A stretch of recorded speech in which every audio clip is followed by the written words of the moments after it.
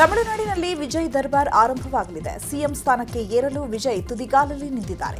ಇನ್ನು ವಿಜಯ್ಗೆ ಕಾಂಗ್ರೆಸ್ ಬೆಂಬಲ ನೀಡಿದೆ. ಅಧಿಕೃತವಾಗಿ ಬೆಂಬಲ ಪತ್ರವನ್ನು ಕಾಂಗ್ರೆಸ್ ಟಿವಿಕೆಗೆ ನೀಡಿದೆ. ಮುಂಬರುವ ಚುನಾವಣೆಯಲ್ಲೂ ಟಿವಿಕೆಗೆ ಕಾಂಗ್ರೆಸ್ ಬೆಂಬಲವಾಗಿರುವುದಾಗಿ ಹೇಳಿದೆ. ಇನ್ನು ಕಾಂಗ್ರೆಸ್ ಬೆಂಬಲ ಘೋಷಣೆ ಮಾಡುತ್ತಿದ್ದಂತೆ ಟಿವಿಕೆ ಮುಖಂಡ ವಿಜಯ್ ಅವರನ್ನ ಕಾಂಗ್ರೆಸ್ ನಾಯಕರು ಭೇಟಿ ಮಾಡಿದ್ದಾರೆ. 5 ಶಾಸಕರು ವಿಜಯ್ ಅವರನ್ನ ಭೇಟಿಯಾಗಿ ಚರ್ಚೆ ನಡೆಸಿದ್ದಾರೆ. ಟಿವಿಕೆ ಜೊತೆ ಕಾಂಗ್ರೆಸ್ ಮೈತ್ರಿ ಮಾಡಿಕೊಳ್ಳಲು ಮುಂದಾಗಿರುವ ವಿಚಾರ ಈಗ ಚರ್ಚೆಗೆ ಗ್ರಾಸವಾಗಿದೆ. ಡಿಎಂಕೆ ಜೊತೆ ಗುರುತಿಸಿಕೊಂಡಿದ್ದ ಕಾಂಗ್ರೆಸ್ ಈಗ ಟಿವಿಕೆ ಜೊತೆ ಸೇರೋದಕ್ಕೆ ಮುಂದಾಗಿರುವುದನ್ನು ಡಿಎಂಕೆ ವಿರೋಧಿಸಿದೆ. ಕಾಂಗ್ರೆಸ್ ನಡೆಯ ವಿರುದ್ಧ ಅಸಮಾಧಾನ ಸ್ಫೋಟಗೊಂಡಿದೆ. ಮೊನ್ನೆ ಚೆನ್ನೈನಲ್ಲಿ ನಡೆದಿದ್ದ ಡಿಎಂಕೆ ಪಕ್ಷದ ಸಭೆಗೆ ಕಾಂಗ್ರೆಸ್ ನಾಯಕರು ಗೈರಾಗಿದ್ರು. ಇಷ್ಟು ದಿನ ನಮ್ಮ ಜೊತೆಗಿದ್ದ ಕಾಂಗ್ರೆಸ್ ಏಕಾಏಕಿ ಟಿವಿಕೆ ಜೊತೆ ಸೇರೋದಕ್ಕೆ ನಿರ್ಧರಿಸಿರುವುದು ಸರಿಯಲ್ಲ ಅಂತ ಹೇಳಿದರು. ಇನ್ನು ಸರ್ಕಾರ ರಚನೆಗೆ ವಿಜಯ್ ಈಗಾಗಲೇ ಹಕ್ಕು ಮಂಡಿಸಿದ್ದಾರೆ. ಈಗಾಗಲೇ ಪತ್ರ ಮುಖೇನ ಗವರ್ನರ್ಗೆ ವಿಜಯ್ ಹಕ್ಕು ಮಂಡಿಸಿದ್ದಾರೆ. ಅಲ್ಲದೆ ತಮ್ಮ ನಿವಾಸದಿಂದ ವಿಜಯ್ ಗವರ್ನರ್ ಭೇಟಿಗೆ ತೆರಳಿದ್ದು ಇನ್ನೇನು ಕೆಲವೇ ಕ್ಷಣಗಳಲ್ಲಿ ಗವರ್ನರ್ ರಾಜೇಂದ್ರ ವಿಶ್ವನಾಥ್ ಅರಳೇಕರ್ ಅವರನ್ನ ಭೇಟಿಯಾಗುವ ಸಾಧ್ಯತೆ ಇದೆ. ಇಂದೇ ಗವರ್ನರ್ ಅವರನ್ನ ಭೇಟಿಯಾಗಿ ಅಧಿಕೃತವಾಗಿ ಹಕ್ಕು ಮಂಡಿಸಲಿದ್ದಾರೆ. ತಮಿಳುನಾಡು ರಾಜಕೀಯ ಕ್ಷಣಕ್ಕೊಂದೊಂದು ತಿರುವನ್ನು ಪಡೆದುಕೊಳ್ತಾ ಇದೆ. ಒಂದೆಡೆ ಕಾಂಗ್ರೆಸ್ ಏಕಾಏಕಿ ಟಿವಿಕೆಗೆ ಬೆಂಬಲ ಘೋಷಿಸಿದ್ರೆ ಇತ್ತ ಎಐಎಡಿಎಂಕೆಯ ಕೆಲವು ನಾಯಕರು ಕೂಡ ವಿಜಯ್ಗೆ ಬೆಂಬಲಿಸೋದಕ್ಕೆ ಮನಸ್ಸು ಮಾಡಿದ್ದಾರೆ ಎನ್ನಲಾಗಿದೆ. ಆದರೆ ಕೆಲವು ಶಾಸಕರು ವಿಜಯ್ ಬೆಂಬಲಿಸಲು ವಿರೋಧಿಸಿದ್ದಾರಂತೆ. ಆಡಳಿತದ ದೃಷ್ಟಿಯಿಂದ ಹಿರಿಯ ಶಾಸಕರಿಗೆ ವಿಜಯ್ ಆಹ್ವಾನ ಕೊಟ್ಟಿದ್ರಂತೆ. ವಿಜಯ್ ಆಹ್ವಾನದ ಮೇರೆಗೆ 35 ಶಾಸಕರು ವಿಜಯ್ ಬೆಂಬಲಿಸಲು ಮನವಿ ಮಾಡಿದ್ದಾರಂತೆ. ವಿಜಯ್ ನಾಯಕತ್ವದಲ್ಲಿ ಮಂತ್ರಿಗಳಾಗಿ ಪ್ರಬಲ ಖಾತೆಗಳನ್ನು ಪಡೆದು ಕೆಲಸ ಮಾಡೋದಕ್ಕೆ ಆಸಕ್ತಿ ತೋರಿದ್ದಾರಂತೆ. ಆದರೆ ಎಐಎಡಿಎಂಕೆ ಮುಖ್ಯಸ್ಥ ಪಳನಿಸ್ವಾಮಿ ಮಾತ್ರ ಟಿವಿಕೆ ಬೆಂಬಲಿಸಲು ಮನಸ್ಸು ಮಾಡಿಲ್ಲ. ಟಿವಿಕೆ ಮುಖಂಡ ವಿಜಯ್ ನಿವಾಸಕ್ಕೆ ಭದ್ರತೆ ಹೆಚ್ಚಿಸಲಾಗಿದೆ. ಚೆನ್ನೈನ ನೀಲನ್ಕರೈ ಪ್ರದೇಶದಲ್ಲಿರುವ ನಿವಾಸದ ಮುಂದೆ ಭದ್ರತೆ ಹೆಚ್ಚಳ ಮಾಡಲಾಗಿದೆ. ಯಾವುದೇ ಅಹಿತಕರ ಘಟನೆಗಳು ನಡೆಯದಂತೆ ಕಟ್ಟೆಚ್ಚರ ವಹಿಸಲಾಗಿದೆ. ವಿಜಯ್ ಭೇಟಿಗೆ ಹೆಚ್ಚಿನ ಸಂಖ್ಯೆಯಲ್ಲಿ ಅಭಿಮಾನಿಗಳು ಆಗಮಿಸ್ತಾ ಇದ್ದಾರೆ. ಸದ್ಯ ಯಾರನ್ನೂ ನಿವಾಸದ ಬಳಿ ಬರಲು ಬಿಡದೆ ಪೊಲೀಸರು ಸದ್ಯ ಎಲ್ಲರನ್ನ ಸಮಾಧಾನಪಡಿಸಿ ವಾಪಸ್ ಕಳಿಸ್ತಾ ಇದ್ದಾರೆ.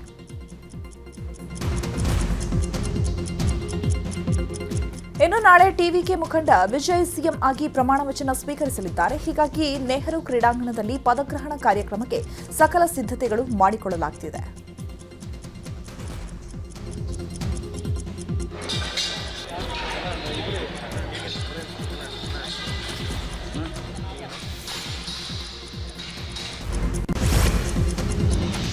ತಮಿಳುನಾಡಿನಲ್ಲಿ 59 ಸ್ಥಾನಕ್ಕೆ ಡಿಎಂಕೆ ಕುಸಿದಿದೆ. ಈ ಹಿನ್ನೆಲೆ ಡಿಎಂಕೆ ಶಾಸಕರಿಗೆ ಹಂಗಾಮಿ ಸಿಎಂ ಸ್ಟಾಲಿನ್ ಬುಲಾವ್ ಕೊಟ್ಟಿದ್ದಾರೆ. ನಾಳೆ ಚೆನ್ನೈನ ಡಿಎಂಕೆ ಕಚೇರಿಯಲ್ಲಿ ಶಾಸಕರ ಸಭೆ ಕರೆದಿದ್ದು ವಿರೋಧ ಪಕ್ಷದ ನಾಯಕನ ಆಯ್ಕೆ ಬಗ್ಗೆ ಶಾಸಕರ ಜೊತೆ ಚರ್ಚೆ ನಡೆಸಲಿದ್ದಾರೆ. ನಾಳೆ ಸಂಜೆ 5:30ಕ್ಕೆ ಶಾಸಕರ ಸಭೆ ನಡೆಯಲಿದೆ.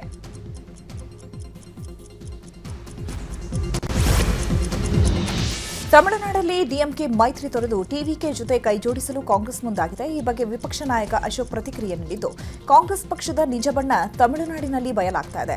ಡಿಎಂಕೆ ಅವರು ಪಾಪ ಇವರನ್ನ ನಂಬಿಕೊಂಡು ಬಿಜೆಪಿಗೆ ಬೈಯುತ್ತಾ ಸಪ್ಪೆ ಮೋರೆ ಹಾಕೊಂಡಿದ್ದಾರೆ. ಚುನಾವಣೆಯಲ್ಲಿ ಕಾಂಗ್ರೆಸ್ ಡಿಎಂಕೆ ಜೊತೆ ಸ್ಪರ್ಧೆ ಮಾಡಿತ್ತು. ಆದರೆ ರಿಸಲ್ಟ್ ಬಂದ ಬಳಿಕ ಕಾಂಗ್ರೆಸ್ ಗೆದ್ದೆತ್ತಿನ ಬಾಲ ಹಿಡಿದಿದೆ. ಬೆನ್ನಿಗೆ ಚೂರಿ ಹಾಕುವ ಸಂಸ್ಕೃತಿ ಕಾಂಗ್ರೆಸ್ಗಿದೆ. ಐಎನ್ಡಿಐಎ ಒಕ್ಕೂಟದ ಮಿತ್ರ ಪಕ್ಷಗಳು ಕಾಂಗ್ರೆಸ್ ಬಗ್ಗೆ ಯೋಚನೆ ಮಾಡಬೇಕು ಅಂತ ಹೇಳಿದರು. ಕಾಂಗ್ರೆಸ್ ಪಾರ್ಟಿ ಅವರ ನಿಜ ಬಣ್ಣ ತಮಿಳುನಾಡಲ್ಲಿ ಬಯಲಾಗ್ತಾ ಇದೆ. ಪಾಪ ಆ ಡಿಎಂಕೆ ಅವರು ಇವ್ರನ್ನ ನಂಬಿಕೊಂಡು ಬಿಜೆಪಿ ವಿರುದ್ಧ ಮಾತಾಡಿ ಅವರು ಇವತ್ತು ಸಪ್ಪೆ ಮೋರೆ ಹಾಕೋಣ ಅಂತ ಪರಿಸ್ಥಿತಿ ಬಂದಿದೆ. ಚುನಾವಣೆಗೆ ಮುಂಚೆ ಒಟ್ಟಿಗೆ ಸ್ಪರ್ಧೆ ಮಾಡಿ ಚುನಾವಣೆ ಆದಮೇಲೆ ಡಿಎಂಕೆ ಸೋಲಾಯ್ತು. ಇಮಿಡಿಯೇಟ್ ಆಗಿ ಕಾಂಗ್ರೆಸ್ ಪಾರ್ಟಿ ಗೆದ್ದೆತ್ತಿನ ಬಾಲ ಹಿಡಿಯುವಂಥ ಕೆಲಸ ಮಾಡ್ತಾ ಇದ್ದಾರೆ. ಯಾರು ಇವರನ್ನ ನಂಬಿದ್ರೋ ಅವರ ಬೆನ್ನಿಗೆ ಚೂರಿ ಹಾಕಿದ್ದಾರೆ ಕಾಂಗ್ರೆಸ್ ಪಾರ್ಟಿ ಅವರ. ಇನ್ನು ರಾಜ್ಯದಲ್ಲಿ ಕುರ್ಚಿ ಕದನ ವಿಚಾರವಾಗಿ ವಿಪಕ್ಷ ನಾಯಕ ಅಶೋಕ್ ಡಿಸಿಎಂ ಡಿಕೆಶಿ ಅವರನ್ನ ಕಾಲಿಡಿದಿದ್ದಾರೆ. ಡಿಕೆ ಶಿವಕುಮಾರ್ ಅವರು ಸಿಎಂ ಆಗೋ ಕನಸು ಭಗ್ನವಾಗಿದೆ. ಮಲ್ಲಿಕಾರ್ಜುನ ಖರ್ಗೆ ಎಂಟ್ರಿಯಿಂದ ಎಲ್ಲರೂ ಸೈಲೆಂಟ್ ಆಗಿದ್ದಾರೆ. ಕನಕಪುರದ ಬಂಡೆ ವಿಧಾನಸೌಧಕ್ಕೆ ಮೆಟ್ಟಿಲು ಆಗ್ತೀನಿ ಅಂತಿದ್ರು, ಕಡಿದ್ರೆ ಶಿಲ್ಪಿ ಆಗ್ತೀನಿ ಅಂತಿದ್ರು. ಈಗ ಅವರನ್ನೇ ಕಡಿದಿದ್ದಾರೆ. ಮುಂದೆ ಖರ್ಗೆಗೂ ಮೆಟ್ಟಿಲು ಆಗ್ತಾರೆ ವಿನಃ ಅವರ ಕೈಯಲ್ಲಿ ಶಿಲೆ ಕೆತ್ತೋಕಾಗಲ್ಲ ಅಂತ ಲೇವಡಿ ಮಾಡಿದ್ದಾರೆ.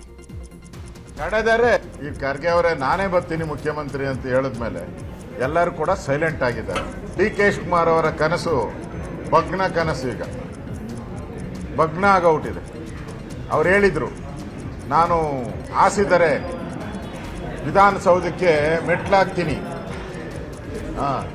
ಕನಕಪುರದ ಬಂಡೆ ವಿಧಾನಸೌಧಕ್ಕೆ ಮೆಟ್ಲಾಗ್ತೀನಿ ನಾನು, ಕಡೆದರೆ ಶಿಲ್ಪಿ ಆಗೋತೀನಿ ಅಂದರು. ಕಡಿತಾನೇ ಇದ್ದಾರೆ, ಆ ಶಿಲ್ಪಿ ಆಗಲೇ ಇಲ್ಲ, ಕೊನೆಗೆ ಮೆಟ್ಲಾಗದೆ ಗ್ಯಾರಂಟಿ. ತಮಿಳುನಾಡಿನ ಚುನಾವಣೆ ವಿಚಾರವಾಗಿ ಮಾಜಿ ಸಂಸದ ಡಿಕೆ ಸುರೇಶ್ ಪ್ರತಿಕ್ರಿಯೆ ಕೊಟ್ಟಿದ್ದಾರೆ. ನಿರೀಕ್ಷೆ ಒಂದಿರುತ್ತೆ, ಫಲಿತಾಂಶ ಒಂದಿರುತ್ತೆ, ಜನಾದೇಶಕ್ಕೆ ಒಪ್ಪಲೇಬೇಕಾಗುತ್ತೆ. ಎರಡೂ ದ್ರಾವಿಡ ಪಕ್ಷಗಳು ಹೋರಾಟ ಮಾಡಿದ್ವು, ಈಗ ಹೊಸ ಪಕ್ಷ ಉದಯವಾಗಿದೆ. ವಿಜಯ್ ಹೊಸದಾಗಿ ಆಯ್ಕೆಯಾಗಿದ್ದಾರೆ, ನಾವು ಕೂಡ ಬೆಂಬಲಿಸಲೇಬೇಕು. ಜಾತ್ಯತೀತ ಆಧಾರದಲ್ಲಿ ನಾವು ಬೆಂಬಲಿಸಬೇಕು, ಕೋಮುವಾದದ ಜೊತೆ ಹೋಗಲ್ಲ ಅನ್ನುವ ಬದ್ಧತೆ ಮೇರೆಗೆ ನಾವು ನಿರ್ಧಾರ ಮಾಡಬೇಕು ಅಂತ ಹೇಳಿದರು. ಮುಖ್ಯ ನಿರೀಕ್ಷೆ ಒಂದಿರ್ತದೆ, ಫಲಿತಾಂಶ ಒಂದಿರ್ತದೆ. ಜನಾದೇಶಕ್ಕೆ ನಾವು ಒಪ್ಪಬೇಕಾಗ್ತದೆ. ಎರಡೂ ಪ್ರಮುಖ ರಾಜಕೀಯ ಪಕ್ಷಗಳು ದ್ರವಿಡಿಯನ್ ಹೋರಾಟದ ಮುಖಾಂತರ ತಮಿಳುನಾಡಿನಲ್ಲಿ ಸುಮಾರು ದಶಕಗಳ ಕಾಲ ಹೋರಾಟವನ್ನು ಮಾಡ್ಕೊಂಡು ಬಂದಿತ್ತು. ಸೊ ಇವತ್ತು ಅದು ಹೋಗಿ ಹೊಸದನ್ನು ಜನ ಹುಡುಕಿದ್ದಾರೆ. ಸೊ ಹಾಗಾಗಿ ಪ್ರಜಾಪ್ರಭುತ್ವ ವ್ಯವಸ್ಥೆಯಲ್ಲಿ ಪ್ರಜೆಗಳ ತೀರ್ಮಾನವನ್ನು ನಾವು ಸ್ವಾಗತ ಮಾಡಬೇಕಾಗ್ತದೆ. TVK ಪಕ್ಷದ ಮುಖ್ಯಸ್ಥರು ವಿಜಯ್ ಅವರು ಆಯ್ಕೆಯಾಗಿದ್ದಾರೆ. ಸೊ ನಾವೆಲ್ಲರೂ ಕೂಡ ಗೌರವಿಸಬೇಕು, ಅಭಿನಂದಿಸಬೇಕು. ದಾವಣಗೆರೆ ದಕ್ಷಿಣ ಕ್ಷೇತ್ರದಿಂದ ಶಾಸಕರಾಗಿ ಸಮರ್ಥ ಶಾಮನೂರು ಆಯ್ಕೆಯಾಗಿದ್ದಾರೆ. ಶಾಸಕರಾಗಿ ಆಯ್ಕೆಯಾದ ಬಳಿಕ ಇದೇ ಮೊದಲ ಬಾರಿಗೆ ಸಮರ್ಥ ಶಾಮನೂರು ಸುದ್ದಿಗೋಷ್ಠಿ ನಡೆಸಿದರು. ನನ್ನ ಪರವಾಗಿ ಮತ ಚಲಾಯಿಸಿದ ಮತದಾರರಿಗೆ ಧನ್ಯವಾದಗಳು. ನನ್ನ ಪರವಾಗಿ ಹಿರಿಯ ನಾಯಕರು, ಕಾರ್ಯಕರ್ತರು ಹಗಲಿರುಳು ಶ್ರಮಿಸಿದ್ದಾರೆ. ಅವರೆಲ್ಲರಿಗೂ ಧನ್ಯವಾದ. ಚುನಾವಣೆ ವೇಳೆ ಪಕ್ಷಗಳ ಮಧ್ಯೆ ಫೈಟ್ ಇರುತ್ತೆ. ಚುನಾವಣೆ ಮುಗಿದ ಮೇಲೆ ಎಲ್ಲರೂ ಒಗ್ಗಟ್ಟಾಗಿ ಕೆಲಸ ಮಾಡಬೇಕು. ವಿರೋಧ ಪಕ್ಷದವರಿಗೂ ಕೇಳ್ತೀನಿ, ಏನಾದರೂ ಅಭಿವೃದ್ಧಿ ಕೆಲಸ ಇದ್ರೆ ಹೇಳಿ. ನಮ್ಮ ಆಫೀಸ್, ಮನೆ ಬಾಗಿಲು ಯಾವಾಗಲೂ ತೆರೆದಿರುತ್ತೆ ಅಂತ ಹೇಳಿದರು. ದಾವಣಗೆರೆ ಡಿಸ್ಟ್ರಿಕ್ಟಿನ ಮತದಾರರಿಗೆ ಧನ್ಯವಾದ ಹೇಳೋಗಳಿಗೆ, ಆಮೇಲೆ ನಮ್ಮ ರಾಜ್ಯ ಆಮೇಲೆ ದೇಶ ಮಟ್ಟದಲ್ಲಿ ಎಲ್ಲ ಕಾಂಗ್ರೆಸ್ ಲೀಡರ್ಸು, ಎಲ್ಲರೂ ಕಾರ್ಯಕರ್ತರು ಯಾರೆಲ್ಲ ಬಂದರು ಎಲ್ಲರಿಗೂ ಧನ್ಯವಾದಗಳು. ಸೊ ಅದಕ್ಕೆ ನಮ್ಮ ವಿರುದ್ಧ ನಿಂತ್ಕೊಂಡಿರೋರು ಎಲ್ಲರಿಗೂ ನಾನು ಇದು ಹೇಳೋಕ್ಕೆ ಇಷ್ಟಪಡ್ತೀನಿ. ಅದು ಏನಾರ ಬೇಡಿಕೆಗಳಿರಲಿ, ನೀವು ನಮ್ಮ ಹತ್ರ ಬರ್ರಿ. ನಮ್ಮ ಮನೆ ಬಾಗಿಲು, ನಮ್ಮ ಆಫೀಸ್ ಬಾಗಿಲು, ನಮ್ಮ ಮನಸ್ಸಿನ ಬಾಗಿಲು ಯಾವಾಗಲೂ ತೆಗ್ದಿರ್ತವೆ. ಯಾಕಂದರೆ ನಂದು ಜನಗಳ ಜೊತೆ ಸ್ನೇಹದ ಸಂಬಂಧ, ಅವ್ರ ಜೊತೆನೂ ಆ ಸ್ನೇಹದ ಸಂಬಂಧನ ಬೆಳೆಸೋಕ್ಕೆ ಇಷ್ಟಪಡ್ತೇನೆ. ಶೃಂಗೇರಿ ಕ್ಷೇತ್ರದ ಶಾಸಕರಾಗಿ ಜೀವರಾಜ್ ಆಯ್ಕೆಯಾಗಿದ್ದಾರೆ. ಈ ಮಧ್ಯೆ ಸ್ಪೀಕರ್ ನನಗೆ ಟೈಮ್ ಕೊಡ್ತಿಲ್ಲ ಅಂತ ರಾಜ್ಯಪಾಲರಿಗೆ ಜೀವರಾಜ್ ದೂರು ಕೊಟ್ಟಿದ್ರು. ಸದ್ಯ ಬಳಿಕ ಭಾರೀ ಬೆಳವಣಿಗೆಗಳಾಗಿದೆ. ಜೀವರಾಜ್ ಭೇಟಿಗೆ ಸಮಯ ಕೊಡುವಂತೆ ಸ್ಪೀಕರ್ ಖಾದರ್ಗೆ ಗವರ್ನರ್ ನಿರ್ದೇಶನ ನೀಡಿದ್ರು. ಇದೀಗ ಜೀವರಾಜ್ಗೆ ಕರೆ ಮಾಡಿರೋ ಸ್ಪೀಕರ್ UT ಖಾದರ್ ಮಧ್ಯಾಹ್ನ 3:30ಕ್ಕೆ ಭೇಟಿಗೆ ಆಗಮಿಸಬೇಕು ಅಂತ ಆಹ್ವಾನಿಸಿದ್ದಾರೆ. ಇವತ್ತು ಸ್ಪೀಕರ್ ಕಚೇರಿಯಲ್ಲೇ ಶಾಸಕರಾಗಿ ಜೀವರಾಜ್ ಪ್ರಮಾಣ ವಚನ ಸ್ವೀಕರಿಸಲಿದ್ದಾರೆ. ಶೃಂಗೇರಿ ಉಪಚುನಾವಣೆ ವಿಚಾರವಾಗಿ ಮೈಸೂರಲ್ಲಿ ಸಿಎಂ ಸಿದ್ದರಾಮಯ್ಯ ಪ್ರತಿಕ್ರಿಯೆ ನೀಡಿದ್ದಾರೆ. ಬಿಜೆಪಿಯವರು ಕ್ರಿಮಿನಲ್ ಕಾನ್ಸ್ಪಿರೆನ್ಸಿ ಮಾಡಿದ್ದಾರೆ. ಇದು ಅನುಮಾನ ಅಲ್ಲ, ಖಚಿತವಾಗಿ ಹೇಳ್ತಾ ಇದ್ದೇನೆ. ಅಂಚೆ ಮತಗಳನ್ನು ಖುದ್ದು ಜೀವರಾಜ್ ಮತ್ತು ಚುನಾವಣಾ ಸಿಬ್ಬಂದಿ ಸೇರ್ಕೊಂಡು ತಿದ್ದಿದ್ದಾರೆ. ಅವತ್ತು ಫಲಿತಾಂಶ ಬರುವಾಗ ಬಿಜೆಪಿ ಸರ್ಕಾರ ಇತ್ತು. ಅವರ ನಿರ್ದೇಶನದಂತೆ ಚುನಾವಣಾ ಸಿಬ್ಬಂದಿ ಜೀವರಾಜ್ ಜೊತೆ ಸೇರಿ ಅಂಚೆ ಮತ ತಿದ್ದಿದ್ದಾರೆ. ಫಲಿತಾಂಶದ ದಿನ ಮತಪತ್ರದಲ್ಲಿ ಇಲ್ಲದ ಗೆರೆ ಈಗ ಹೇಗೆ ಬಂತು? ಈ ವಿಚಾರದಲ್ಲಿ ನಾವು ಕೋರ್ಟ್ಗೆ ಹೋಗ್ತೀವಿ ಅಂತ ಸಿಎಂ ಹೇಳಿದ್ದಾರೆ. ಲೀಡ್ ಆಗಿದೆ, ಕೋರ್ಟ್ಗೆ ಹೋಗ್ತಾರೆ. ಅಲ್ಲಿ ಕ್ರಿಮಿನಲ್ ಕಾನ್ಸ್ಪಿರಸಿ ಮಾಡಿದ್ದಾರೆ. ಬಿಕಾಸ್ 255 ವೋಟ್ಗಳು ಇನ್ವ್ಯಾಲಿಡ್ ಆಗಿದ್ದಾವೆ. ವ್ಯಾಲಿಡ್ ಆಗಿದ್ದು ವೋಟ್ಗಳು ಇನ್ವ್ಯಾಲಿಡ್ ಆಗಿದ್ದಾವೆ. ಹೆಂಗೆ ಸಾಧ್ಯ ಆಗುತ್ತೆ? ಹಿಂದಿನ ಸರ್ಕಾರ ಇತ್ತಲ್ಲ, BJP ಸರ್ಕಾರ ಇತ್ತಲ್ಲ, ಅವರು ಆ ಕಾಲದಲ್ಲೇ ಮಾಡಿರತಕ್ಕಂಥದ್ದು. ಬಿಕಾಸ್ ಕೌಂಟಿಂಗ್ ಆದಮೇಲೆ ಬಾಕ್ಸ್ಗಳನ್ನ ಕೊಟ್ಟು ಕಳಿಸ್ತಾರೆ. ಕ್ಯಾಂಡಿಡೇಟು ಮತ್ತು ಈ ಸಿಬ್ಬಂದಿ ಅವರೆಲ್ಲ ಸೇರ್ಕೊಂಡು ಮಾಡಿರ್ತಾರೆ. ಇಲ್ಲ ಡೌಟ್ ಅಲ್ಲ, ಇದ್ದಿದ್ದಾರೆ.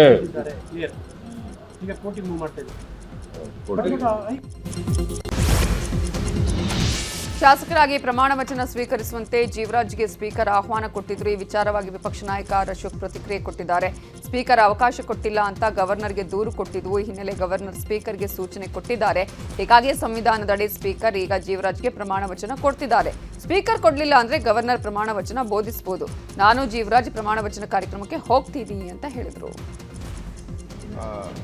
ನಮ್ಮ ಪ್ರಯತ್ನ ಫಲಿಸಿದ್ದಕ್ಕೋಸ್ಕರ ನಾವು ಗವರ್ನರ್ ಕದ ತಟ್ಟಿದ್ರಿ.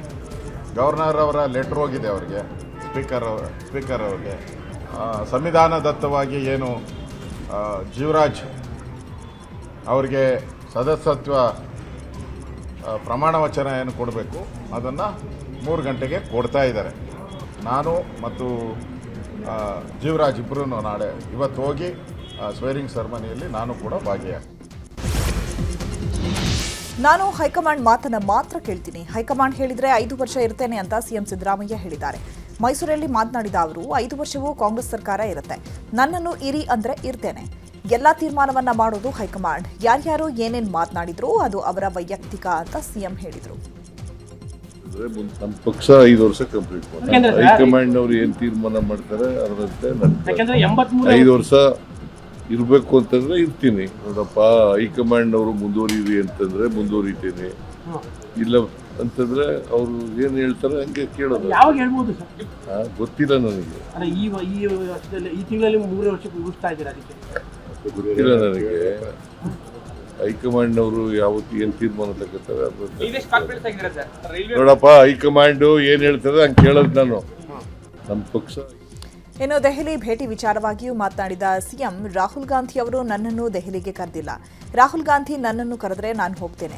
ಅಪಾಯಿಂಟ್ಮೆಂಟ್ ಫಿಕ್ಸ್ ಆದಂತಹ ಮೇಲೆ ಸಂಪುಟ ವಿಸ್ತರಣೆಯ ಅನ್ನೋದು ಗೊತ್ತಾಗಬೇಕು. ಸದ್ಯ ದೆಹಲಿಯ ಪ್ರವಾಸ ಇಲ್ಲ ಅಂತ ಸ್ಪಷ್ಟಪಡಿಸಿದ್ದಾರೆ ಸಿಎಂ. ಸಂಪುಟ ಪುನರಚನೆ ವಿಚಾರನಾ ಅಥವಾ ಬೇರೆ ಏನು ವಿಚಾರ? ದಿಲ್ಲಿಗೆ ಕರೆದ್ರೆ ಹೋಗ್ತೀನಿ, ಇಲ್ಲಿವರೆ ನಾನೇ ಹೋಗ್ಬೇಕಾದ್ರೆ ರಾಹುಲ್ ಗಾಂಧಿ ಅಪಾಯಿಂಟ್ಮೆಂಟ್ ಕೊಟ್ಟಾಗ ಹೋಗ್ತೀನಿ. ಸಂಪುಟ ಪುನರಚನೆ ವಿಚಾರವಾಗಿ ಮಾತುಕತೆ ಕೇಳ್ಬರ್ತಲ್ಲ, ಆ ವಿಚಾರವಾಗಿ ಚರ್ಚೆಗೆ ನಾವು ಹೋಗ್ತೀರಾ ಅಂತ? ರಾಹುಲ್ ಗಾಂಧಿ ಅವರು ಅಪಾಯಿಂಟ್ಮೆಂಟ್ ಕೊಟ್ಟ ಮೇಲೆ ತೀರ್ಮಾನ ಮಾಡ್ತಾರೆ. ಆ ವಿಚಾರಕ್ಕೆ ಕೇಳಿದ್ದೀರಾ ಸರ್? ಈಗ ಅಪಾಯಿಂಟ್ಮೆಂಟ್ ಕೇಳಿದ್ದೀರಾ ಸರ್? ಅಪಾಯಿಂಟ್ಮೆಂಟ್ ಕೇಳಿದ್ದೀರಾ? ಸತೀಶ್ ಜಾರಕಿಹೊಳಿ ಬೇಗ ಕ್ಲಿಯರ್ ಮಾಡಬೇಕು ಹೈಕಮಾಂಡ್, ಏನೋ ಒಂದು ಹೇಳಿ ಅವ್ರ ಅಭಿಪ್ರಾಯ ಹೇಳಿದ್ದಾರೆ. ಅದು ಆಗುತ್ತಾ ಅಂತ ಸರ್? ಗೊತ್ತಿಲ್ಲ ನನಗೆ. ಸಂಪುಟ ಕಾಂಗ್ರೆಸ್ನಲ್ಲಿ ಸಂಪುಟ ಸರ್ಕಸ್ ಜೋರಾಗಿದೆ. ಇನ್ನು ದೆಹಲಿಗೆ ಹಿರಿಯ ಶಾಸಕರು ಮತ್ತೊಮ್ಮೆ ಹೋಗೋದಕ್ಕೆ ಮುಂದಾಗಿದ್ದಾರೆ. ಈ ಬಗ್ಗೆ ಗೃಹ ಸಚಿವ ಡಾಕ್ಟರ್ ಜಿ ಪರಮೇಶ್ವರ್ ಪ್ರತಿಕ್ರಿಯೆ ಕೊಟ್ಟಿದ್ದಾರೆ. ಸಂಪುಟ ಸರ್ಕಸ್ನ ಗೊಂದಲ ಬಗೆಹರಿಬೇಕು. ಸಂಪುಟ ಸರ್ಕಸ್ನಿಂದಾಗಿ ಆಡಳಿತದ ಮೇಲೆ ಪರಿಣಾಮ ಬೀರಬಾರದು. ಬಗೆಹರಿಸಲಾಗದ ಗೊಂದಲ ಇದೇನಲ್ಲ. ಚುನಾವಣೆಯಲ್ಲಿ ಬ್ಯುಸಿ ಇದ್ದ ಕಾರಣ ಸ್ವಲ್ಪ ತಡವಾಗಿರಬಹುದು. ಸಂಪುಟ ವಿಸ್ತರಣೆ ಪುನಃ ರಚನೆ ವಿಚಾರವಾಗಿ ನಾವೇನನ್ನು ಹೇಳೋದಿಕ್ಕಾಗೋದಿಲ್ಲ. ಮುಖ್ಯಮಂತ್ರಿಗಳು, ಅಧ್ಯಕ್ಷರು, ಹೈಕಮಾಂಡ್ ತೀರ್ಮಾನ ಮಾಡಬೇಕು. ಕಳೆದ 40 ವರ್ಷಗಳ ರಾಜಕೀಯ ಜೀವನದಲ್ಲಿ ಇಂತಹ ಅನೇಕ ಸಂದರ್ಭಗಳನ್ನು ನಾನು ನೋಡಿದ್ದೇನೆ ಅಂತ ಹೇಳಿದರು. ನೋಡಿ, ಗೊಂದಲ ಬಗೆಹರಿಲೇಬೇಕು. ನಮ್ಮ ಉದ್ದೇಶ ಇರೋದು ಆಡಳಿತದ ಮೇಲೆ ಪರಿಣಾಮ ಆಗಬಾರ್ದು ಅನ್ನೋದಷ್ಟೇ. ಅದಕ್ಕಾಗಿ ಈಗ ಗೊಂದಲ ಬಗೆಹರಿಲೇಬೇಕು. ಬಗೆಹರಿಸ್ತಾರೆ ಅಂತ ನನಗೆ ವಿಶ್ವಾಸ ಇದೆ. ಬಗೆಹರಿಸದೇ ಇರುವಂಥ ಗೊಂದಲ ಅಲ್ವೇ ಅಲ್ಲ. ಬಗೆಹರಿಸೋದಕ್ಕೆ ಅವರಿಗೆ ಈಗ ಚುನಾವಣೆಯಲ್ಲಿ ಬ್ಯುಸಿ ಇದ್ದರು. ಈಗ ಚುನಾವಣೆ ಮುಗಿದಿದೆ. ನನಗೆ ವಿಶ್ವಾಸ ಇದೆ ಆದಷ್ಟು ಶೀಘ್ರವಾಗಿ ಒಂದು ಹಂತಕ್ಕೆ ಬರುತ್ತೆ ಇದು ಅಂತ ಹೇಳಿ. ಮುಖ್ಯಮಂತ್ರಿಗಳು, ಅಧ್ಯಕ್ಷರು, ಹೈಕಮಾಂಡ್ನವರು ಇವರೆಲ್ಲ ಕೂತ್ಕೊಂಡು ನಾವು ಹಿಂದೆ ಎಲ್ಲ ನೋಡಿದ್ದೀವಲ್ಲ. ಕಳೆದ 40 ವರ್ಷದಲ್ಲಿ ನಾನು ಕೂಡ ಅನೇಕ ಇಂಥ ಸಂದರ್ಭಗಳನ್ನ ನೋಡಿದ್ದೇನೆ. ತೀರ್ಮಾನ ಮಾಡಿ. ಮಾಜಿ ಸಿಎಂ ಬಿಎಸ್ ಯಡಿಯೂರಪ್ಪ ಅಭಿಮಾನೋತ್ಸವ ಕಾರ್ಯಕ್ರಮ ಹಿನ್ನೆಲೆ ಚಿತ್ರದುರ್ಗದಲ್ಲಿ ಬಿವೈ ವಿಜಯೇಂದ್ರ ಸುದ್ದಿಗೋಷ್ಠಿ ನಡೆಸಿ ಮಾತನಾಡಿದ್ದಾರೆ. ರೈತ ನಾಯಕರಾದ ಯಡಿಯೂರಪ್ಪ ಅವರ ಅಭಿಮಾನೋತ್ಸವ ಮೇ 9ಕ್ಕೆ ನಿಗದಿಯಾಗಿದೆ. ಎಲ್ಲಾ ಪೂರ್ವ ಸಿದ್ಧತೆಗಳು ನಡೀತಾ ಇದ್ದು ನಿರೀಕ್ಷೆ ಮೀರಿ ಮಾಡುತ್ತಿದ್ದೇವೆ. ಯಡಿಯೂರಪ್ಪ ಅವರ ಕಾರ್ಯಕ್ರಮಕ್ಕೆ 10 ಲಕ್ಷಕ್ಕೂ ಹೆಚ್ಚು ಮಂದಿ ಆಗಮಿಸ್ತಾ ಇದ್ದಾರೆ. 1000ಕ್ಕೂ ಹೆಚ್ಚು ಮಠಾಧೀಶರು ಭಾಗವಹಿಸುತ್ತಿದ್ದಾರೆ. ಕೇಂದ್ರ ಗೃಹ ಸಚಿವ ಅಮಿತ್ ಶಾ ಕೂಡ ಕಾರ್ಯಕ್ರಮಕ್ಕೆ ಆಗಮಿಸಲಿದ್ದಾರೆ ಅಂತ ಹೇಳಿದರು. ಮಾಜಿ ಮುಖ್ಯಮಂತ್ರಿಗಳು, ರೈತ ನಾಯಕರು, ಜನನಾಯಕರು ಆಗಿರುವಂತಹ ಸನ್ಮಾನ್ಯ ಶ್ರೀ BS ಯಡಿಯೂರಪ್ಪನವರ ಅಭಿಮಾನೋತ್ಸವ ಮೇ 9ನೇ ತಾರೀಕು ಈಗಾಗಲೇ ನಿಗದಿ ಆದಂತೆ ಎಲ್ಲ ಪೂರ್ವ ಸಿದ್ಧತೆಗಳು ನಮ್ಮ ನಿರೀಕ್ಷೆಗೂ ಮೀರಿ ತುಂಬ ಚೆನ್ನಾಗಿ ನಡೀತಾ ಇದೆ. ಎಲ್ಲ ವ್ಯವಸ್ಥಿತವಾಗಿ ತಯಾರಿ ಈಗಾಗಲೇ ನಡೀತಾ ಇರುವಂಥ ತಾವು ಕೂಡ ನೋಡ್ತಾ ಇದ್ದೀರಿ. ಮಾನ್ಯ ಯಡಿಯೂರಪ್ಪನವರ ಈ ಅಭಿಮಾನೋತ್ಸವ ಕಾರ್ಯಕ್ರಮಕ್ಕೆ ರಾಜ್ಯದ ಮೂಲೆ ಮೂಲೆಗಳಿಂದ 10 ಲಕ್ಷಕ್ಕೂ ಹೆಚ್ಚು ಅಭಿಮಾನಿಗಳು ಅಭಿಮಾನೋತ್ಸವದಲ್ಲಿ ಕಾರ್ಯಕ್ರಮದಲ್ಲಿ ಭಾಗವಹಿಸ್ತಾ ಇದ್ದಾರೆ. ಸ್ವಾಮೀಜಿಗಳು ಕೂಡ ಭಾಗವಹಿಸ್ತಾ ಇದ್ದಾರೆ. ಮಾನ್ಯ ಗೃಹ ಸಚಿವರು ಅಮಿತ್ ಶಾಜಿಯವರು ಕೂಡ ಕಾರ್ಯಕ್ರಮದಲ್ಲಿ ಭಾಗವಹಿಸ್ತಾ ಇದ್ದಾರೆ. ಬೆಂಗಳೂರಿನ ಜೆಸಿ ರೋಡ್ನ ಮೊದಲನೇ ಹಂತದಲ್ಲಿರೋ ಪೂರ್ಣಿಮಾ ಥಿಯೇಟರ್ ಮುಂಭಾಗದ ರಸ್ತೆಯ 2 ಕಡೆ ಕುಸಿತ ಆಗಿದೆ. ಒಂದೇ ಕಡೆ ಬ್ಯಾರಿಕೇಡ್ ಹಾಕಿ ಪಾಲಿಕೆ ಸುಮ್ಮನಾಗಿದೆ. ಜಿಬಿಎ ಕಚೇರಿಯಿಂದ ಕೂಗಳತೆ ದೂರದಲ್ಲಿರೋ ಈ ರಸ್ತೆ ಕುಸಿತ ಆಗಿದ್ದು ಕಳೆದ 6 ತಿಂಗಳ ಹಿಂದೆ ಕಾಮಗಾರಿಗಾಗಿ ರಸ್ತೆ ಅಗೆಯಲಾಗಿತ್ತು. ಸರಿಯಾಗಿ ದುರಸ್ತಿ ಮಾಡದೆ ಪಾಲಿಕೆ ಸುಮ್ಮನಾಗಿದೆ. ನಿತ್ಯ ಅಪಘಾತ ಆಗ್ತಾ ಇದ್ರೂ ಕೂಡ ಪಾಲಿಕೆ ಸಿಬ್ಬಂದಿ ಮಾತ್ರ ಸೈಲೆಂಟ್ ಆಗಿ ಕೂತಿದ್ದಾರೆ. ಸರ್ಕಾರ ಇರೋವರೆಗೂ ಗುಂಡಿಗಳು ಮುಚ್ಚಲ್ಲ. ಯಾರು ಮುದುಕರು, ಮೋಟ್ರು, ಕುಳ್ಳಿರು ಎಲ್ಲರೂ ಬಿದ್ದು ಸಾಯಬೇಕು. ಸತ್ರು ಮುಚ್ಚಲೆ ಅವ್ರು ಯಾರು ಸರ್ಕಾರ, ಕಾಂಗ್ರೆಸ್ ಸರ್ಕಾರ ಇರೋವರೆಗೂ. ಆದರೂ DK ಶಿವಕುಮಾರ್ ಅಂತೂ ಬೆಂಗಳೂರು ಅಭಿವೃದ್ಧಿ ಮಾಡ್ತೀನಿ ಅಂತ ಇದು ಮಾಡ್ದ. ಅವನು ಏನೂ ಮಾಡಿಲ್ಲ. ಮಾಡಬೇಕಿದೆಲ್ಲ ಅಧಿಕಾರಿ ಮಾಡ್ತಾ ಇಲ್ಲ. ದುಡ್ಡಿಲ್ವಲ್ಲ ಗೌರ್ಮೆಂಟಲ್ಲಿ ಮಾಡೋಕ್ಕೆ. ಇವರೆಲ್ಲ ಫ್ರೀ ಕೊಟ್ಕೊಂಡು ಎಲ್ಲಿ ಮಾಡ್ತಾರೆ? ನಮ್ಮ ಗಾಡಿಗಳೆಲ್ಲ ಗುಂಡುಗಳಿಗೆ ಬಿದ್ದು ಹೋಗ್ಬೇಕು, ಪ್ರಾಣ ಕಳ್ಕೋಬೇಕು. ಆವಾಗ ಯಾರು ಕಳಿಸ್ತಾರೆ? ಅಲ್ಲೆಲ್ಲ ಮುಚ್ಚಿ ಬನ್ನಿ ನಿಂತ್ಕೊಂಡು ಮುಚ್ಚಲ್ಲ. ಅದೇ ಮೇಡಮ್, ಅನ್ ಟೈಮಲ್ಲಿ ನಮ್ಮ ಗಾಡಿಯಲ್ಲೆಲ್ಲ ಲೈಟ್ ಇಲ್ಲ, ಅಷ್ಟು ಫೋಕಸ್ ಹೊಡೆಯಲ್ಲ. ಬಂದರೆ ಬಿದ್ದಿರೆ ಅಷ್ಟೇ. ನೋಡಿ ಗಾಡಿಯಲ್ಲಿ ಬಿದ್ದು ಏನಾಗೋದು ಈ ಥರ ಇದು. ಇಲ್ಲಿ ಆ ರೋಡು ಇನ್ನು ಈ ಥರ ಎಲ್ಲ ರೋಡು ಆ ಥರನೇ ಇದೆ. ಬಾಡಿಗೆ ಹೊಡಿಯೋಕ್ಕೂ ಆಗಲ್ಲ. ನಿಮ್ಮದಾಗಿ ಬೀಳ್ದ್ರೆ ಒಂದು ಟೈರೇ ಬಿದ್ದೋಗ್ಬಿಡುತ್ತೆ, ಪಂಚರು ಆ ಥರ ಎಲ್ಲ. ಒಂದು ಸ್ವಲ್ಪ ಕಷ್ಟ ಇದೆ ನಮಗೂ, ಗ್ಯಾಸ್ ಕಷ್ಟ ಅದು ಇದು ಅದೆಲ್ಲ ಒಂಚೂರು ನೋಡ್ತಾ ಇಲ್ಲ, ಏನಿಲ್ಲ. ಯಾರು ನೋಡೋದಿಲ್ಲ, ಏನಿಲ್ಲ. ಹೆಂಗೆ ಹೋಗ್ಲಿ ಹೆಂಗೆ ಬರಲಿ, ಯಾರು ಹೆಂಗಾದ್ರೂ ಹೋಗ್ಲಿ ಹೆಂಗಾದ್ರೂ ಬರಲಿ ಅಂತ ಬಿಟ್ಬಿಟ್ಟು ಅವ್ರವ್ರ ಕೆಲಸ ಅವ್ರವ್ರು ಮಾಡ್ತಾ ಹೋಗ್ತಾರೆ ಅಷ್ಟೇ ಮೇಡಮ್. ಅಲ್ಲಿ ನೋಡಿ, ಈ ರೋಡು ಹಂಗೆ, ಪಕ್ಕದ ರೋಡು ಹಂಗೆ ಇದೆ ಎಲ್ಲ. ಈ ಸರೌಂಡಿಂಗಲ್ಲಿ ಒಂದು ಸ್ವಲ್ಪ ಈ ಥರ ದೊಡ್ಡ ಒಂದು ಚಿಕ್ಕದಲ್ಲ ಇದ್ರೂ ಪರವಾಗಿಲ್ಲ, ದೊಡ್ಡ ಅಲ್ಲ ಇದ್ರೆ ಬಿದ್ದರೆ ಹಂಗೆ ಅಪ್ಸೈಡ್ ಆಗೋದು. ಮೈಸೂರಲ್ಲಿ ಖಾಲಿ ಕಾಂಪೌಂಡ್ ಮುಂದೆ ನಿಂತು ಮೂತ್ರ ವಿಸರ್ಜನೆ ಮಾಡೋದನ್ನು ತಡೆಯೋದಕ್ಕೆ ಪಾಲಿಕೆ ಯೂನಿಕ್ ಐಡಿಯಾ ಮಾಡಿದೆ. ಮೈಸೂರು ಕೇಂದ್ರ ಬಸ್ ನಿಲ್ದಾಣದ ಮುಂಭಾಗದ ಕಾಂಪೌಂಡ್ಗೆ ಮಿರರ್ ಅಳವಡಿಸಲಾಗಿದೆ. 80 ಮೀಟರ್ ಕಾಂಪೌಂಡ್ಗೆ ಸ್ಟೀಲ್ ರಿಫ್ಲೆಕ್ಷನ್ ಮಿರರ್ ಅಳವಡಿಸಲಾಗಿದೆ. ಮಿರರ್ ಮುಂದೆ ನಿಂತವರ ಪ್ರತಿಬಿಂಬ ಹಿಂತಿರುವವರಿಗೆ ಕಾಣುತ್ತೆ ಅನ್ನುವ ರೀತಿಯಲ್ಲಿ ಪ್ಲಾನ್ ಮಾಡಲಾಗಿದೆ. ಕನ್ನಡಿ ಸುತ್ತಲೂ LED ಲೈಟ್ ಅಳವಡಿಸಲಾಗಿದೆ. ಸುಮಾರು 9.5 ಲಕ್ಷ ವೆಚ್ಚದಲ್ಲಿ ಯೋಜನೆ ಜಾರಿಗೆ ತರಲಾಗಿದೆ. ನಗರ ಪಾಲಿಕೆಯ ನೂತನ ಪ್ಲಾನ್ಗೆ ಸಾರ್ವಜನಿಕರು ಮೆಚ್ಚುಗೆಯನ್ನು ವ್ಯಕ್ತಪಡಿಸಿದ್ದಾರೆ. ವಾಕಿಂಗ್ಗೆ ಹೋಗ್ತಾ ಇದ್ದ ಯುವತಿಯೊಂದಿಗೆ ಯುವಕನೊಬ್ಬ ಅನುಚಿತವಾಗಿ ವರ್ತನೆ ಮಾಡಿದ್ದಾನಂತೆ. ಬೆಂಗಳೂರಿನ ಸದಾಶಿವನಗರದಲ್ಲಿ ಘಟನೆ ನಡೆದಿದೆ. ಸ್ನೇಹಿತನ ಜೊತೆ ಯುವತಿ ವಾಕಿಂಗ್ ಹೋಗ್ತಾ ಇದ್ದ ವೇಳೆ ಬೈಕಲ್ಲಿ ಬಂದಿದ್ದ ಆರೋಪಿ ಯುವತಿಗೆ ಬ್ಯಾಡ್ ಟಚ್ ಮಾಡಿ ಎಸ್ಕೇಪ್ ಆಗಿದ್ದ. ಘಟನೆ ಸಂಬಂಧ ಯುವತಿ ಸದಾಶಿವನಗರ ಠಾಣೆಯಲ್ಲಿ ದೂರು ಕೊಟ್ಟಿದ್ಲು. ಯುವತಿ ಕೊಟ್ಟ ದೂರಿನ ಅನ್ವಯ ಕೇಸ್ ದಾಖಲಿಸಿಕೊಂಡ ಪೊಲೀಸರು ಆರೋಪಿಯ ಹೆಡೆಮುರಿ ಕಟ್ಟಿದ್ದಾರೆ. ಬೈಕ್ ನಂಬರ್ ಮೂಲಕ ಆರೋಪಿಯನ್ನ ಪತ್ತೆ ಹಚ್ಚಲಾಗಿದೆ. ಹರಿಹರದ ಪಂಚಮಸಾಲಿ ಮಠದಲ್ಲಿದ್ದ ಮಕ್ಕಳ ದುರ್ಬಳಕೆ ದೌರ್ಜನ್ಯ ಆರೋಪದಲ್ಲಿ ವಚನಾನಂದ ಸ್ವಾಮೀಜಿಗೆ ಬಂಧನ ಭೀತಿ ಎದುರಾಗಿದೆ.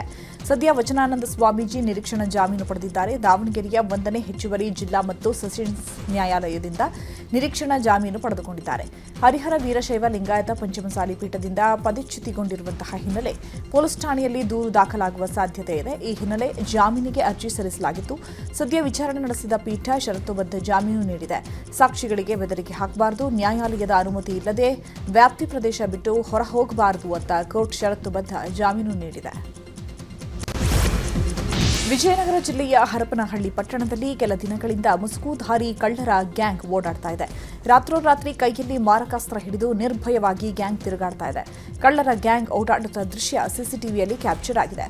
ಸದ್ಯ ಕಳ್ಳರ ಗ್ಯಾಂಗ್ ಓಡಾಡ್ತಿರೋದು ಕಂಡು ಜನರು ಭಯಭೀತರಾಗಿದ್ದಾರೆ. ರಾತ್ರಿ ವೇಳೆ ನಾಯಿಗಳ ಬೊಗಳುವ ಶಬ್ದದಿಂದ ಎಚ್ಚೆತ್ತ ಸ್ಥಳೀಯರು ತಮ್ಮ ಮನೆಯ ಸಿಸಿಟಿವಿ ಪರಿಶೀಲನೆ ನಡೆಸಿದಾಗ ಘಟನೆ ಗೊತ್ತಾಗಿದೆ. ಕೂಡಲೇ ಪೊಲೀಸರು ಕಳ್ಳರನ್ನ ಸೆರೆ ಹಿಡಿಬೇಕು ಅಂತ ಸ್ಥಳೀಯರು ಆಗ್ರಹಿಸಿದ್ದಾರೆ. ಇನ್ನು ಬೆಂಗಳೂರು ಗ್ರಾಮಾಂತರ ಜಿಲ್ಲೆಯ ಹೊಸಕೋಟೆಯಲ್ಲಿ ನಂದಿಶ್ರೀ ಕಲ್ಯಾಣ ಮಂಟಪದ ಬಳಿ ನಿಲ್ಲಿಸಿದ್ದಂತಹ ದ್ವಿಚಕ್ರ ವಾಹನ ಕಳ್ಳತನವಾಗಿದೆ.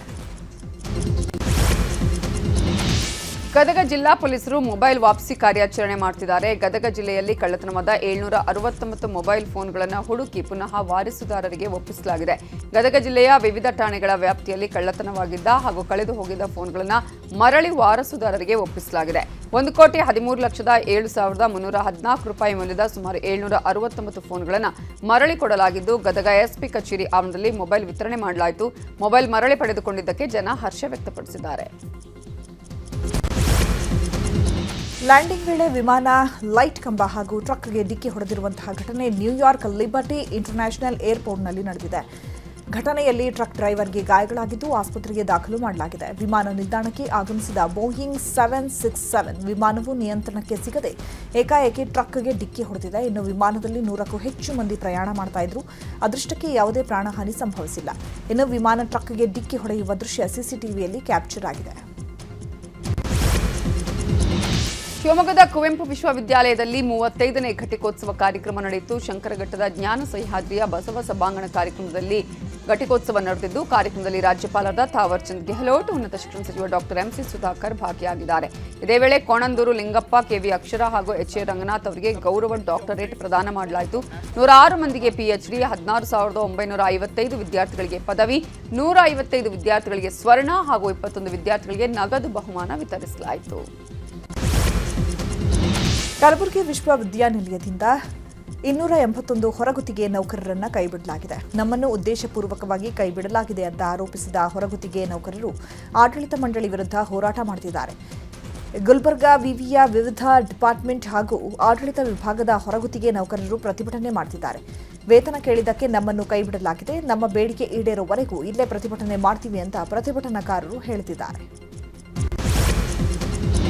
ಮಂಡ್ಯ ವಿವಿಯಲ್ಲಿ ಬ್ರಹ್ಮಾಂಡ ಭ್ರಷ್ಟಾಚಾರ ನಡೆದಿದೆ. ಪ್ರಭಾರ ಕುಲಪತಿ ನೇಮಕವೇ ಕಾನೂನು ಬಾಹಿರ ಅಂತ ವಿಧಾನ ಪರಿಷತ್ ಮಾಜಿ ಉಪಸಭಾಪತಿ ಮರಿತಿಬ್ಬೇಗೌಡ ಆರೋಪಿಸಿದ್ದಾರೆ. ಮಂಡ್ಯದಲ್ಲಿ ಮಾತನಾಡಿದವರು, ವಿವಿ ಕುಲಪತಿ ಪ್ರೊಫೆಸರ್ ಶಿವಚಿತ್ತಪ್ಪ ನೇಮಕಾತಿ ಕಾನೂನು ಬಾಹಿರ. ರಾಜಭವನದಲ್ಲಿರುವ ಕೆಲವು ಭ್ರಷ್ಟ ಅಧಿಕಾರಿಗಳಿಂದ ಈ ಕೃತ್ಯ ನಡೆದಿದೆ. ವಿವಿ ಜ್ಯೇಷ್ಠತಾ ಪಟ್ಟಿಯಲ್ಲಿ ಶಿವಚಿತ್ತಪ್ಪ 6ನೇ ಸ್ಥಾನದಲ್ಲಿದ್ದಾರೆ. 2024ರಂದು ಪ್ರಭಾರ ಕುಲಪತಿಗಳಾಗಿ ನೇಮಕ ಮಾಡಿದ್ದಾರೆ. ಕರ್ನಾಟಕ ವಿವಿ ಕಾಯ್ದೆ 2000 ಪ್ರಕಾರ ವಿವಿಯ ಹಿರಿಯ ಡೀನ್ರನ್ನ ನೇಮಕ ಮಾಡಬೇಕಾಗಿತ್ತು. ವಿವಿ ಪ್ರವೇಶ ದ್ವಾರಕ್ಕೆ 3 ಕೋಟಿ ಖರ್ಚು ತೋರಿಸಿದ್ದಾರೆ. ಕೋರ್ಸ್ ಇಲ್ಲದಿದ್ರೂ 22 ಲಕ್ಷ ಮೌಲ್ಯದ ಪುಸ್ತಕ ಖರೀದಿ ಮಾಡಿದ್ದಾರೆ. ಅಕ್ರಮ ಬಗ್ಗೆ ಉನ್ನತ ಶಿಕ್ಷಣ ಸಚಿವರಿಗೆ ಪತ್ರ ಬರೆದರೂ ಕ್ರಮ ವಹಿಸಿಲ್ಲ. ಮಂಡ್ಯ ವಿವಿ ಅಕ್ರಮ ಸಮಗ್ರ ತನಿಖೆ ಆಗಬೇಕು ಅಂತ ಆಗ್ರಹಿಸಿದ್ದಾರೆ. ಐಪಿಎಲ್ 19ನೇ ಆವೃತ್ತಿ ಫೈನಲ್ ಹಾಗೂ ಎಲಿಮಿನೇಟರ್ ಕ್ವಾಲಿಫೈಯರ್ ಪಂದ್ಯಗಳ ವೇಳಾಪಟ್ಟಿ ರಿಲೀಸ್ ಆಗಿದೆ. ಬಿಸಿಸಿಐ ಪ್ಲೇಆಫ್ಸ್ಗಳ ವೇಳಾಪಟ್ಟಿ ರಿಲೀಸ್ ಮಾಡಿದೆ. ಮೊದಲ ಕ್ವಾಲಿಫೈಯರ್ ಪಂದ್ಯ ಮೇ 26ರಂದು ಧರ್ಮಶಾಲಾ ಮೈದಾನದಲ್ಲಿ ನಡೆಯಲಿದೆ. ಎಲಿಮಿನೇಟರ್ ಹಾಗೂ ಕ್ವಾಲಿಫೈಯರ್ 2 ಪಂದ್ಯ ಮೇ 27 ಹಾಗೂ ಮೇ 29ರಂದು ನ್ಯೂ ಚಂಡೀಗಢದ ಮೈದಾನದಲ್ಲಿ ನಡೆಯಲಿದೆ. ಇನ್ನು ಫೈನಲ್ ಪಂದ್ಯ ಮೇ 31ರಂದು ಅಹಮದಾಬಾದ್ನ ನರೇಂದ್ರ ಮೋದಿ ಸ್ಟೇಡಿಯಂನಲ್ಲಿ ನಡೆಯಲಿದೆ.